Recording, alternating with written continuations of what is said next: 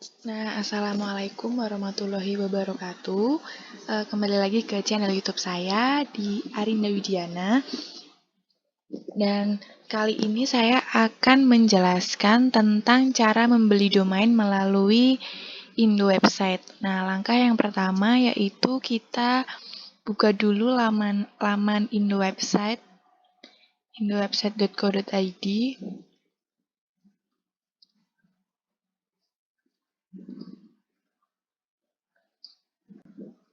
Nah, setelah muncul, kita pilih yang hosting. Ini unlimited hosting. Nah, lalu kita scroll ke bawah untuk memilih paket yang kita mau. Dan saya di sini akan memilih paket yang platinum. Tapi saya akan mengganti servernya dulu ke Indonesia. Nah, setelah kalian menentukan paket yang kalian inginkan, lalu langsung klik order sekarang. Nah, di sini kalian bisa memasukkan nama domain yang kalian inginkan. Nah, saya akan memasukkan nama Cipung 123. Nah, di sebelah kanannya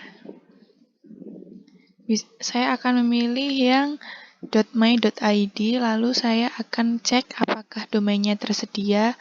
Nah, ternyata domainnya tersedia, maka bisa langsung diklik tombol lanjutkan. Tapi teman-teman, jika domain yang teman-teman pilih tidak tersedia, maka bisa mengganti dengan domain lain sampai tersedia.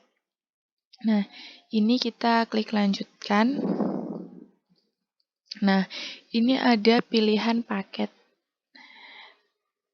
Ada yang 6 bulan, 1 tahun, 2 tahun, dan 3 tahun. Nah, di sini saya memilih yang 1 tahun.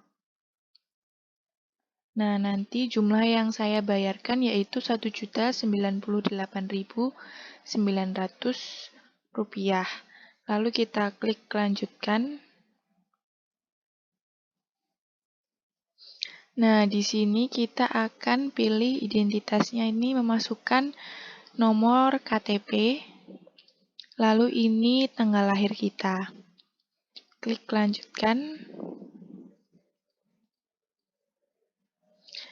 Nah, ini nanti kita masuk ke halaman review dan check out. Kita cek dulu apakah pesanan kita sudah benar. Nah, jika teman-teman ingin membatalkan pesanan, teman-teman bisa klik kosongkan keranjang, maka akan ini pilih ya.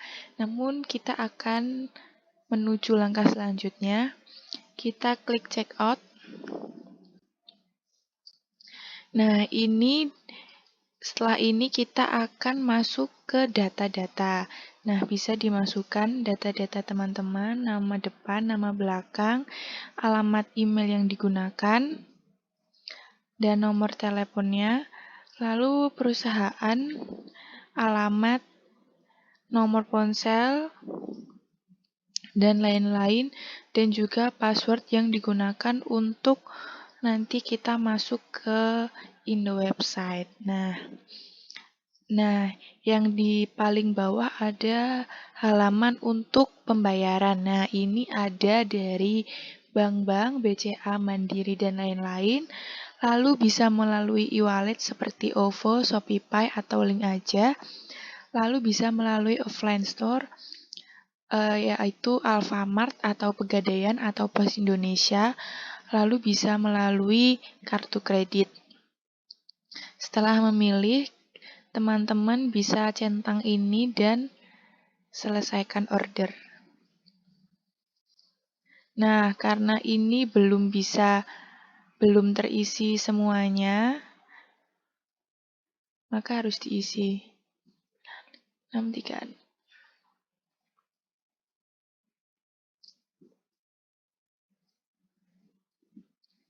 Nah, kita isi semuanya. Sukoharjo, provinsinya, lalu kode pos Indonesia, ini nomor ponsel, Nah, ini dari Google. Ini password yang teman-teman bikin untuk masuk ke Indo website. Nah, di sini saya memilih BCA. Lalu klik centang dan selesaikan order. Oh, karena saya sudah mendaftar, maka saya akan klik sudah terdaftar. Nah, ini saya akan memasukkan alamat email saya.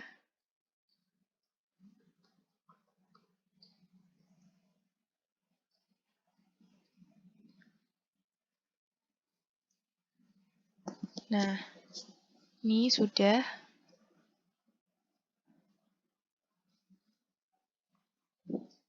Kita klik dan selesaikan order.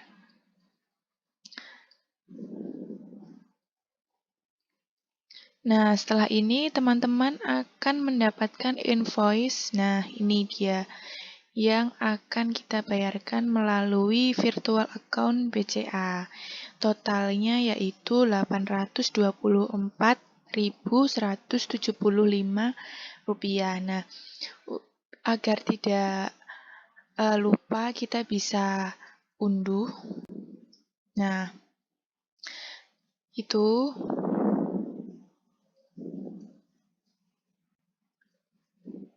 setelah dibayarkan, nanti kita akan langsung masuk ke Indo website-nya. Nah, ini adalah akun saya. Kita mulai dari awal. Nah, nanti kita akan masuk ke Indo website lagi dan login di sini. Nah, login. Nah, ini masuk ke websitenya. Setelah itu, kita akan menggunakan website ini untuk membuat WordPress, akun WordPress yang berguna untuk mengelola web. Nah, kita buka yang layanan. Nah, di sini akun saya. Oh, maaf saya kelupaan. Setelah membayar tadi, teman-teman bisa mengecek email untuk aktivasi akun. Setelah itu, akun teman-teman akan aktif. Nah, setelah itu kita akan klik aktif.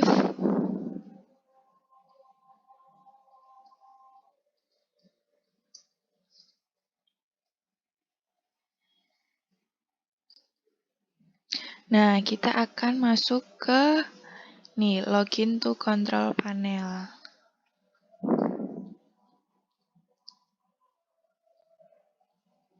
Nah, setelah ini kita scroll ke bawah ke menu soft account,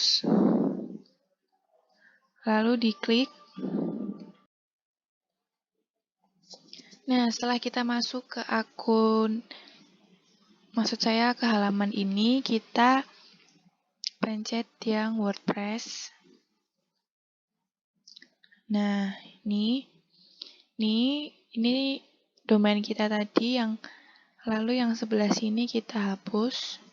Ini tulis nama blog kalian, Arindas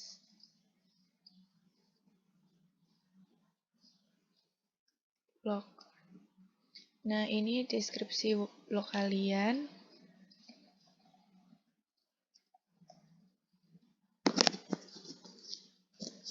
Nah, ini biarkan admin, lalu passwordnya kalian isi sesuai dengan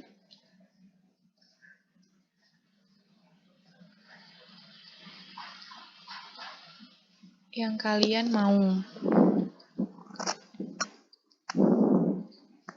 Ini setelah ini memilih bahasa. Nah, kalian tentukan bahasa yang digunakan di web kalian. Di sini saya ingin menggunakan bahasa Indonesia.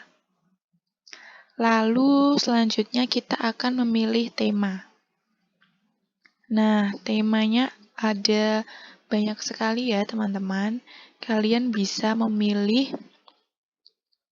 di sini. Nah, saya akan memilih 2022. Yes. Nah, klik install. Nah, silahkan ditunggu. Nah, karena saya sudah memiliki akun WordPress, maka yang tidak bisa membuat akun lagi dengan nama domain yang sama. Selanjutnya, bagaimana caranya memanage atau mengatur web kita di WordPress? Caranya yaitu masuk ke domain kita, arinda15.my.id/wp admin.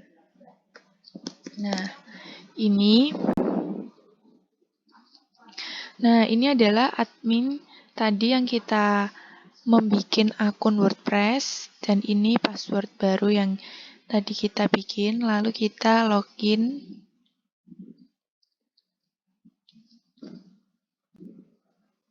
Nah, kita sudah masuk di WordPress. Nah, teman-teman, sebelumnya apa sih WordPress itu? WordPress adalah platform pembuat website yang banyak digunakan di seluruh dunia. Jadi, platform ini banyak digunakan di seluruh dunia ya, teman-teman, tidak hanya di Indonesia saja.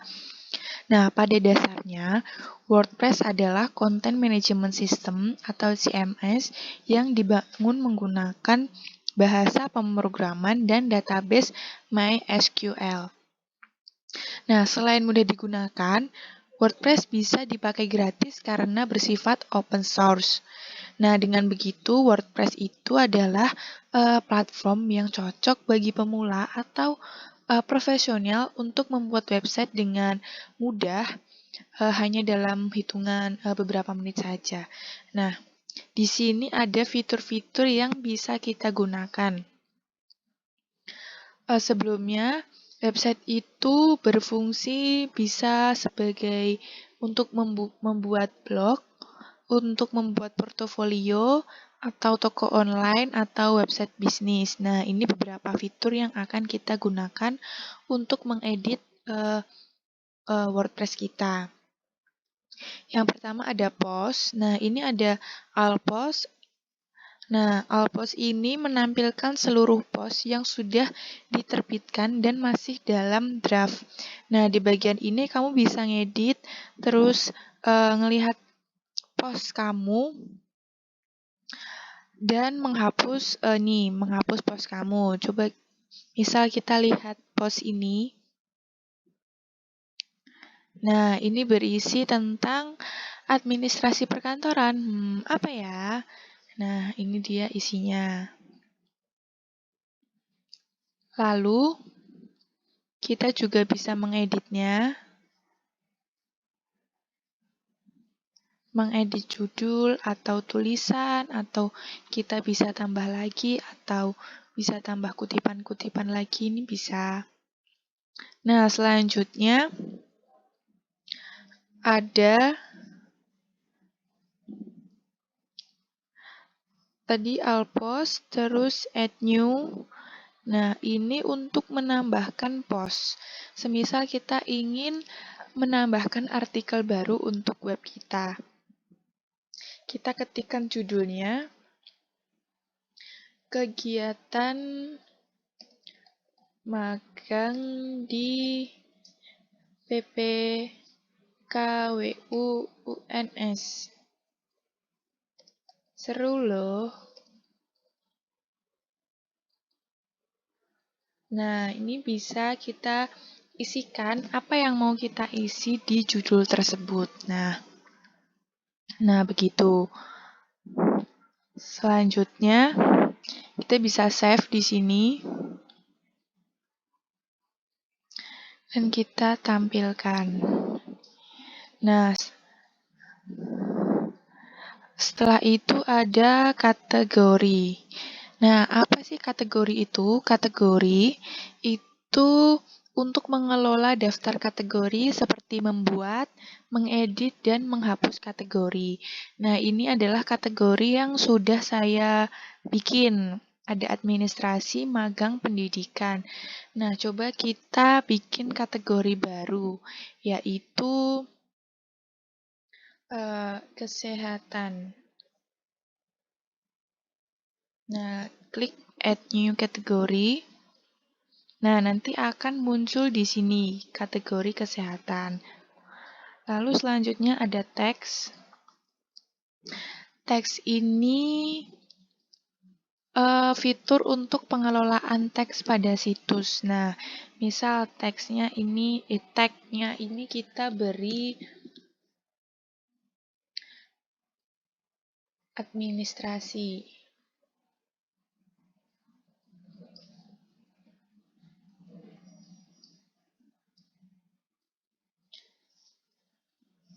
Nah, nanti tagnya akan muncul di sebelah sini. Nanti bisa diedit atau dihapus.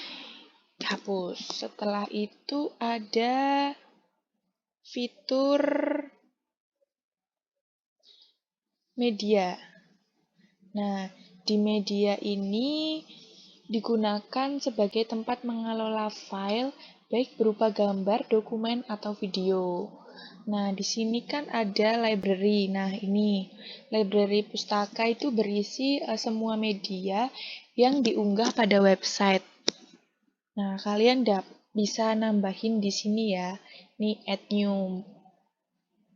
Nih, drop file di sini.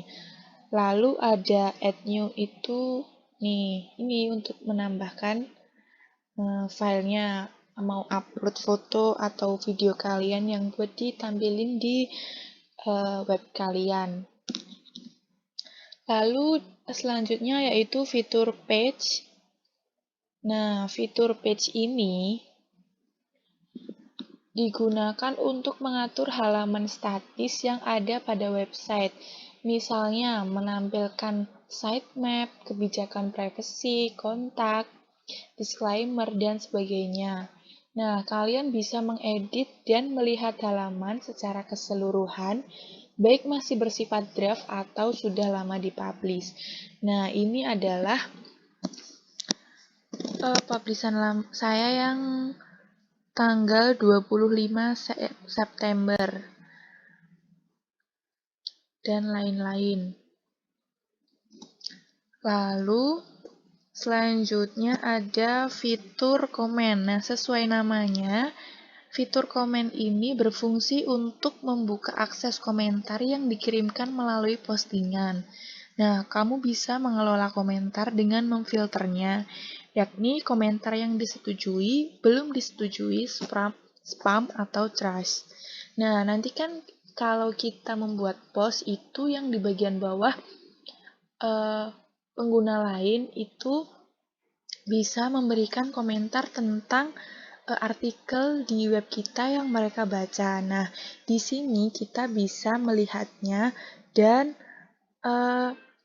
melihat komentar mana saja yang layak ditampilin, yang kita setujui atau yang belum kita setujui, atau yang masuk ke spam atau yang masuk ke trash. Lalu fitur selanjutnya yaitu appearance. Nah, di sini teman-teman bisa mengatur tampilan website pada menu appearance. Contohnya, mengubah tema, menambahkan widget, mengatur menu, dan lain sebagainya. Ada beberapa submenu di sini, yaitu ada customize. Nah, customize ini fungsinya untuk mengedit tampilan website secara langsung tanpa perlu masuk ke source code. Nah, ini site identity-nya kan saya Arna Widiana. Lalu selamat datang. Nah, ini bisa diubah temanya, mau yang light atau dark atau yang custom sesuai dengan warna yang kalian pilih. Di sini saya pilih yang like. Setelah itu ada header. Nih, saya mengupload foto saya sendiri.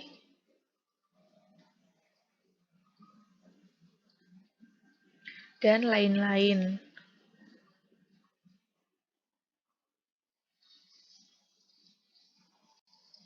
Nah, setelah itu ada widget. Nah, widget ini untuk mengatur tampilan sidebar, footer, dan header. Nah, di sini bisa kalian atur-atur. Ini ada audio, kalender, kategori, custom, dan lain-lain. Lalu selanjutnya ada menu. Menu ini berfungsi untuk membuat menu di bagian header dan footer. Nah, ini menu saya. Nih ada home, ada blog. Nah, di dalam blog itu saya menambahkan sub-item pendidikan, administrasi, dan magang. Lalu ada about me. Nah, lalu setelah itu selanjutnya ada header. Ini sama seperti tadi headernya. Kalian bisa mengatur ini mau dikasih gambar atau video yang kalian kehendaki. Lalu theme editor itu berfungsi untuk mengedit tema dan berguna saat kalian itu mau menambahkan kode tracking, Google Analytics atau Search Console. Nah, ini saya kurang mengetahui tentang ini. Ini kita skip saja. Lalu fitur selanjutnya yaitu plugins. Nah, di sini plugins berfungsi untuk menambahkan fitur-fitur yang akan melengkapi sebuah website. Nah, WordPress ini menyediakan beragam plugins untuk mendukung berbagai jenis website sesuai kegunaannya, baik untuk website toko online, blog, company profile, dan sebagainya. Nih, lalu ada user. User ini, filter user digunakan untuk mengatur hak akses pengguna untuk login pada website. Nah, maksudnya fitur ini tuh mengakomodir kebutuhan kamu jika memiliki banyak anggota yang mengatur konten. Nah, ada 5 peran user yang bisa kamu atur, yakni administrator, editor, penulis, kontributor, dan pelanggan. Nah, di sini saya baru memakai satu anggota, yaitu saya sendiri sebagai administrator. Nah, selanjutnya ada fitur tools. Nah, fitur tools ini membantu pengguna WordPress ketika hendak melakukan perpindahan website. Nah, cara kerjanya yaitu kamu bisa melakukan impor atau ekspor seluruh isi website. Nah, fitur ini itu akan sangat membantu dalam proses perpindahan data. Nah, misal kamu mau perpindahan website bisa melalui fitur ini, mau impor, ekspor. Nah, selanjutnya ada setting. Nah, setting ini ada beberapa ya. Setting ini merupakan tempat untuk melakukan berbagai macam pengaturan. Ada beberapa submenu pada setting. Ini misalnya, ini ada general. General itu digunakan untuk mengatur judul website, tagline, URL, format waktu, bahasa, hingga batasan masing-masing pengguna. Nah, ini site title saya itu Arinda Widiana, tagline-nya ini selamat datang, terus URL-nya ini. Nah, ini bahasanya English. Coba kita ganti menjadi bahasa Indonesia. Sudah, kita save perubahannya. Nah, setelah itu ada nih ada nih. Discussion. Di discussion ini untuk mengatur komentar yang masuk. Nah, kalian bisa filter nih, kirim notifikasi ke setiap blog yang terhubung dari artikel nih. Nih, kalian bisa mengubah sendiri mana yang boleh, tidak boleh. Nah, alfanya nih orang misterius atau kosong atau bisa di logo-logo ini. So, kita akan membuat monster ID. Simpan.